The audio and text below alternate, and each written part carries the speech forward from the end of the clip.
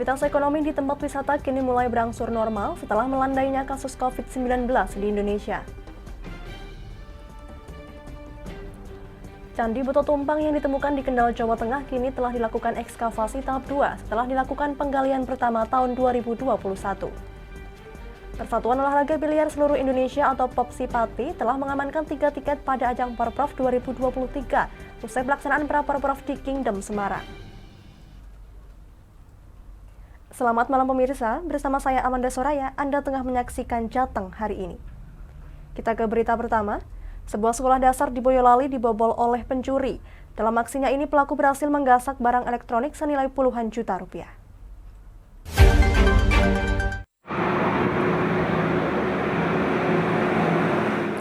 Aksi pencurian terjadi di Sekolah Dasar Negeri 1 Jepogo, Boyolali yang diduga terjadi pada dini hari. Dalam melancarkan aksinya, pelaku masuk ke dalam ruang guru dengan mencongkel salah satu jendela. Setelah berhasil masuk ke ruang guru, pelaku kemudian kembali mencongkel pintu dan merusak gembok ruang kepala sekolah. Di ruangan kepala sekolah ini, pelaku berhasil membawa sejumlah barang elektronik berupa 2 printer, 2 proyektor, dan 1 unit kamera digital. Aksi pencurian ini pertama kali diketahui oleh penjaga sekolah saat membersihkan ruang kepala sekolah dan melihat beberapa barang elektronik sudah raib. Kepala SD Negeri 1 Jepogo mengungkapkan, akibat pencurian ini pihak sekolah mengalami kerugian sebesar 21 juta rupiah. Aksi pencurian di SD Jepogo ini sudah terjadi yang kedua kalinya. Tadi pagi-pagi penjaga saya seperti biasa bersih-bersih buka pintu, tahu-tahu 2 LCD, kemudian 2 printer, 1 kamera, tahu-tahu sudah nggak ada di tempat. Nah, tapi pintu kok masih terkunci semuanya. Ternyata setelah kita teliti, pencurian itu lewat jendela. Ya, congkel jendela, masuk, kemudian ini congkel pintu tengah ini. Congkel pintu tengah. Atas kejadian ini, pihak sekolah kemudian melaporkan kepada Polsek Jepogo. Polisi yang datang kemudian melakukan olah TKP sementara dan mendapati bekas congkelan pada jendela serta gembok pintu tengah yang telah rusak. Yang kita dapati di TKP tadi, pelaku itu menjongkel jendela, masuk ke ruang itu dengan menjongkel jendela dan merusak gembok pada pintu ruangannya. Sebetulnya sekolah itu sudah diupayakan aman karena selain pintu utama itu sudah ditambah dengan teralis besi. Kasus pencurian di SD yang tidak dilengkapi dengan kamera pengawas ini masih dalam penyelidikan pihak kepolisian. Dari Boyolali, Irfan Agusta, Lingkar TV, melaporkan. Situs Candi Boto Tumpang yang terletak di Desa Karangsari, Kecamatan Rawasari, Kabupaten Kendal, kini kembali dilakukan penggalian atau ekskavasi. Ekskavasi tahap kedua ini untuk mencari bentuk dan ukuran besaran. Penggalian dilakukan oleh Badan Riset dan Inovasi Nasional. Penggalian kembali situs Candi Boto Tumpang menggunakan stratigrafi setelah sebelumnya penggalian pertama yang dilakukan pada tahun 2021 menggunakan teknik Techsplit. Situs Candi Boto Tumpang ditemukan pada tahun 2018 lalu. Sodikun, salah satu juru pelihara situs Candi Boto Tumpang, mengatakan, setelah ditemukan situs candi ini kemudian dilakukan penelitian tahun 2019 lalu. Ekskavasi tahap kedua ini sudah berjalan sejak 18 Oktober. Setelah diketahui puncaknya digambar sketsa dan struktur candi yang berada di dalam tanah, kemudian dilakukan pengerukan. Situs Candi Boto Tumpang ini merupakan bangunan di zaman Mataram kuno pada abad ke-7 Masehi. Selain di Rawasari, ada beberapa titik di Kabupaten Kendal yang dimungkinkan terdapat situs candi peninggalan serupa, yakni di Kecamatan Ngampel, Boja, Brangsong, dan Kecamatan Kangkung. Teknisnya kita menggunakan sistem unit stratigrafi ya.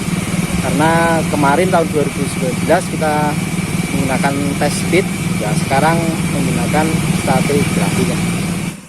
Ketua Tim Peneliti Candi Boto Tumpang Agustianto Indrajaya menyebut ekskavasi ini kelanjutan dari penggalian tahun lalu. Sekarang ini akan dilakukan pencarian terkait bentuk besaran dan arsitektur dari Candi Boto Tumpang. Sekarang ini akan dilakukan pencarian terkait bentuk besaran dan arsitektur dari Candi Boto Tumpang. Candi Boto Tumpang memiliki ukuran sekitar 13 meter hingga 14 meter satu sisinya. Candi ini memiliki satu pintu masuk di sebelah timur dan terdapat satu ruang di bagian tengah cukup besar dengan berukuran 3,6 meter. Desasinya kita baru bisa melihat mengkomparasi profil candi ini sama dengan yang kita temukan di Balai Kambang di Batang atau di Candi Batu Jaya, itu tanggalannya sekitar abad ke-7. Jadi kalau abad ke-7 itu kita tahu Mataram kuno dasarnya prasasti Canggal itu 732 Masehi. Maka ini abad ke-6 berarti ada jarak sekitar 100 tahun dari Mataram kuno. Jadi ini tanggalannya sekitar 630 Masehi. Itu kami dapatkan dari tanggalan karbon dating dengan menggunakan arang. Mereka akan terus mengeksplorasi situs Candi Boto Tumpang, sebab ada indikasi situs ini tidak berdiri sendirian. Setidaknya sudah ditemukan 3 titik lokasi di Desa Karangsari yang terindikasi terdapat bangunan candi. Dari Kendal, Muhammad Arya, Lingkar TV, melaporkan. Pesantren yang mandiri dan mampu mengelola perekonomian dengan baik melalui produk yang dihasilkan pesantren terus didorong oleh pemerintah Kabupaten Kendal. Melalui Bazar One Pondok One Produk, pemerintah daerah memfasilitasi pesantren-pesantren di Kabupaten Kendal untuk mengenalkan dan sekaligus melebarkan sayap pemasaran secara luas produk yang menjadi unggulan dari berbagai pesantren.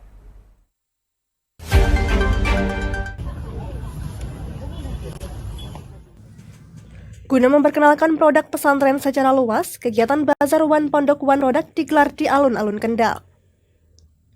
Bazar One Pondok One Produk yang digelar selama 2 hari di alun-alun Kendal ini diikuti oleh pesantren dan juga UMKM di Kabupaten Kendal. Melalui bazar ini, pesantren dan UMKM bisa mempromosikan produk-produknya sehingga bisa dikenal luas oleh masyarakat. Bazar ini sebagai ajang promosi produk hasil karya santri di sebuah pesantren. Pesantren tak hanya sebagai tempat mengaji, tetapi juga mampu menempa santri-santrinya untuk memiliki jiwa wirausaha. Santriwati Pondok Pesantren Al-Amin Desa Galih, Kecamatan Gemuh, Lia Lailatul Afa, yang menjadi peserta dalam bazar tersebut, menghadirkan minuman dari bahan kayu secang dan bunga rosella, keripik pisang, petis untuk tahu, rengginang, dan sebagainya. Jadi bisa dengan di luar, orang bisa beli, di luar juga ada dari pesantren sendiri, santri-santri juga bisa beli. Yang paling laris apa Mbak? Yang paling laris biasanya ini Rebon ini. Itu produksi dari para santrinya Mbak? Itu produksi dari UMKM desa, kita bermitra dengan mereka. Kalau dari produksi para santrinya Mbak? Untuk produksi sendirinya? Dengan santri? belum, kita hanya bermitra sebabkan kita banyak aktivitas di pondok. Jadi untuk bermitranya seperti ini, kita bekerja sama dengan UMKM desa. Oh, jadi dari santri cuma dilatih untuk mengelola koperasi sama Belajar berwirausaha dari situ. Sementara dari Ponpes Darul Amanah Sukorejo juga membuat roti yang sudah dipasarkan para santri. Sudah ada 5 tahunan produk roti amanah ini dengan menggandeng koperasi untuk pemasaran. Kita juga sudah PRT dan halal, jadi insya Allah aman. Jadi kita insya Allah aman ya, ini PRT dan ini halalnya. Kalau selama ini penjualannya hanya dari pondok sendiri atau sudah sampai ke mana? Kalau kita kan ini untuk konsumsi santri, jadi kita baru santri. Kalau kendala ada acara, kita ikut, kita selalu ikut. Produknya berupa apa Mbak? Ada roti sama minuman, tapi yang minumannya belum ready. Iya. Dari santri untuk santri gitu? Iya, dari santri untuk santri. Tapi ini kita insya Allah akan mencoba keluar lagi. Berarti produksinya di dalam pondok juga ya? Iya, di dalam pondok. Udah berapa lama itu Mbak? Ini sudah sekitar 5 tahun. Biasanya bisa produksinya setiap hari atau bagaimana? Setiap hari bisa Bu, soalnya kita kalau satu koperasi itu bisa 250-an. Sehari? Iya, satu hari. Itu baru satu koperasi Bu. Nah, Dalam Bazar One Pondok One Produk, Pondok Pesantren Darul Amanah Sukorejo mempromosikan produk roti amanah. Produk roti buatan pesantren tersebut sudah kantongi PIRT dan terjamin kehalalannya. Dari Kendal, Muhammad Arya, Lingkar TV, melaporkan.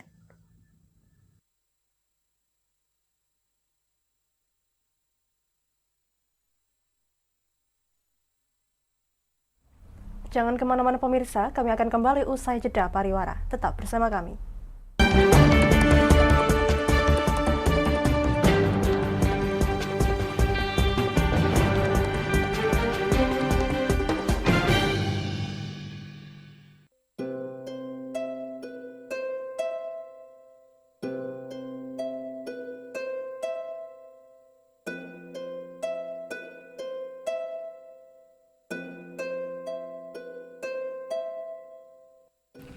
Wah iki yo siaran TV wah apik temenan. Filme cocok karo suasanane.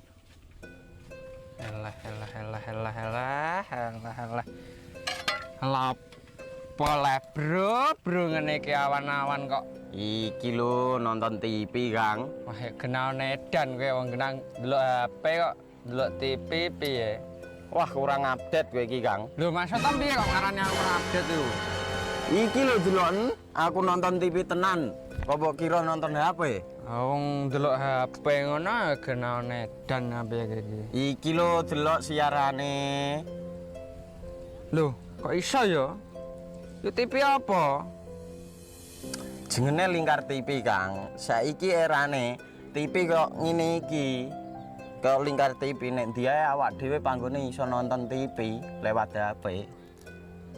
Kok ngene iki. Ana film-film ngene iku ya? Iya, filme apik-apik kaya ngene iki.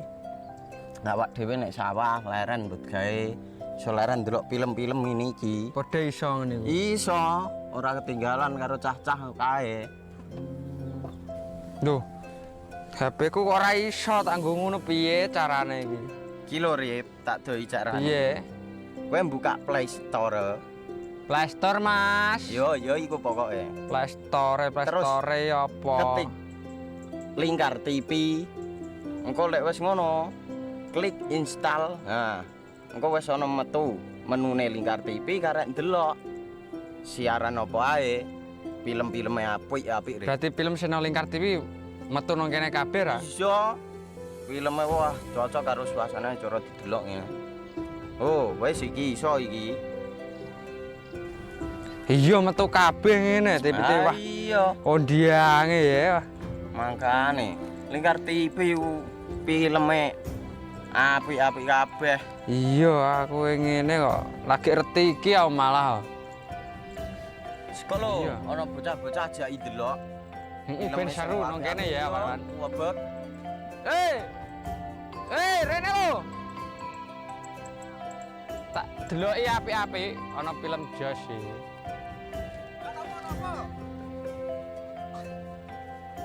Rene go Rene.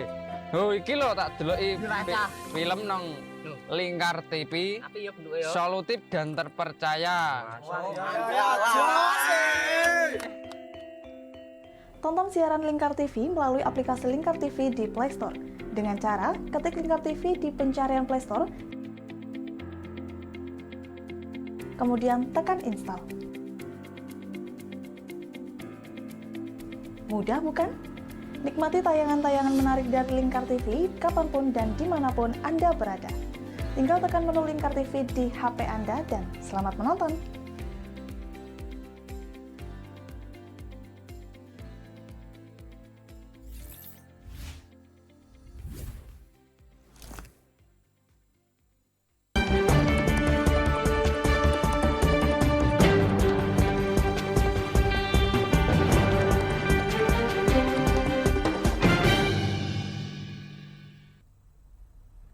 Masih bersama Jateng hari ini pemirsa, Persatuan Olahraga Biliar Seluruh Indonesia atau POPSI Kabupaten Pati berhasil mengamankan 3 tiket ke Porprov 2023 mendatang. Hal itu didapat usai pelaksanaan Praporprov Cabur Biliar yang digelar di Kingdom Semarang yang diikuti 35 kabupaten kota se-Jawa Tengah.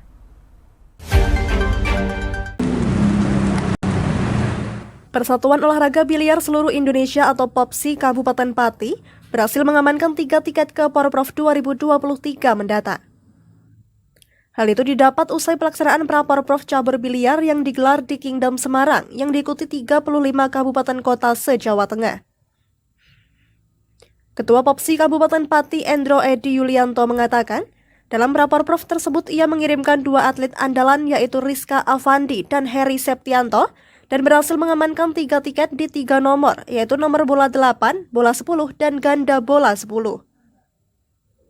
Endro menambahkan atlet Kabupaten Pati gagal di nomor bola 9.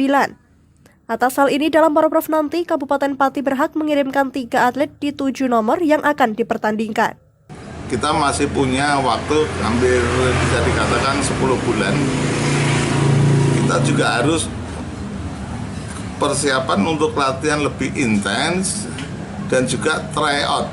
Nanti atlet yang kami persiapkan untuk terjun di Porprov ada berapa event, nanti kita kirim mengikuti event-event turnamen yang diadakan biasanya yang banyak itu di Solo, Jogja, mungkin sampai Malang. Endro menjelaskan dalam Porprov nanti ia menargetkan 2 emas. Untuk memaksimalkan target tersebut, selanjutnya ia akan memperbanyak melaksanakan tryout ke berbagai kabupaten. Dari Pati, Fajar Mukti, Lingkar TV, melaporkan. Bangkitnya negara dari pandemi COVID-19 membuat aktivitas perekonomian seperti perdagangan mulai berangsur normal kembali seperti sebelum pandemi COVID-19. Di Kabupaten Pati, utamanya di tempat wisata Gua Pancur, aktivitas perekonomian dan perdagangan mulai berangsur normal seiring semakin banyaknya masyarakat yang berwisata. Bangkitnya ekonomi di sektor pariwisata kini mulai berangsur normal seiring dengan bangkitnya sektor pariwisata itu sendiri. Hal ini disebabkan semakin banyaknya masyarakat yang berwisata karena melandainya angka COVID-19. Di Kabupaten Pati, utamanya wisata Gua Pancur, sejumlah pedagang mengaku kini dagangannya mulai ramai karena semakin banyak masyarakat yang datang berwisata di Gua Pancur Pati itu sendiri. Salah satu pedagang aksesoris di Gua Pancur yang sudah berjualan sejak 2014, Heri mengungkapkan, kini kondisi penjualannya sudah kembali berangsur normal, seperti sebelum pandemi COVID-19 melanda. Ia mengaku bersyukur karena pendapatannya dari berjualan sudah kembali seperti dulu, meski hari ramai hanya saat hari Sabtu dan Minggu. Terkait kondisi penjualan di Gua Pancur sendiri, Mas? Sudah meningkat lah, lumayan sebelum ada corona juga udah mulai dulu surut, tapi sekarang udah jalan lah seperti dulu lagi. Ini udah normal kayak dulu udah lagi. Normal, alhamdulillah. Hal itu diamini oleh Abdul Salam, salah satu pengelola objek wisata Gua Pancur Pati. Ia menjelaskan meski tidak signifikan, namun pengunjung tempat wisatanya kini mulai menggeliat. Untuk perkembangan jumlah wisatawan atau pengunjung objek wisata di Gua Pancur pasca Covid, terutama setelah tahun habis Lebaran kemarin, ini alhamdulillah biarpun tidak signifikan, itu sudah pengunjung itu sudah berkembang dan banyak sekali perkembangan dari pengunjung itu. Mengingat dari teman-teman yang stay dan fokus di kegiatan parkir itu, dari analisis dan data, pengunjung di objek wisata Gua Pancur ini meskipun secara tidak signifikan ada peningkatan jumlah wisatawan yang datang ke objek wisata Gua Pancur, Mas. Dengan semakin normalnya aktivitas wisata di Kabupaten Pati, utamanya Gua Pancur ini, pihaknya berharap dapat berdampak pada para pedagang di tempat wisata yang selama 2 tahun ini tidak berkutik karena dihajar pandemi COVID-19. Dari Pati, Fajar Mukti, Lingkar TV, melaporkan.